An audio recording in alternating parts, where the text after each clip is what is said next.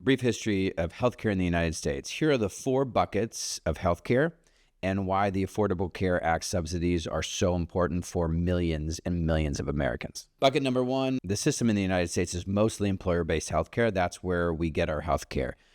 If we're lucky enough to have a job where the employer provides healthcare. Now, healthcare is very expensive, and so the employer pays some and we pay some.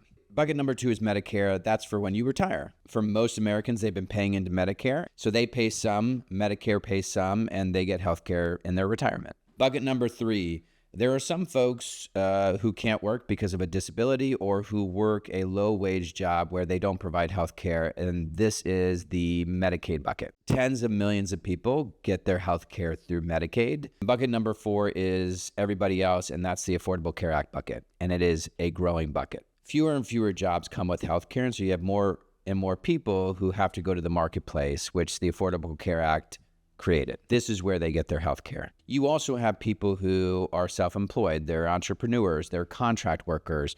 They run small businesses. They are an employee at a small business.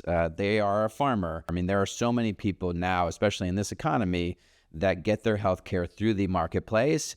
And just like everybody else, they need some help paying for their healthcare. That's where the Affordable Care Act subsidies come into play. If your healthcare is $1,000 a month, you may be able to pay $500, but then you need help paying the other $500. If politicians take those subsidies away, you will either lose your healthcare because you can't afford it, or you will go into debt. So what should happen now? Obviously, in the short run, the Affordable Care Act subsidies must be extended. And in the long run, I believe we need to create a public option where people can buy into Medicare. Medicare is the best, most affordable healthcare you can get. But in the end, you need a Congress and a president that understand that people need help buying health insurance and that we need everyone to have healthcare.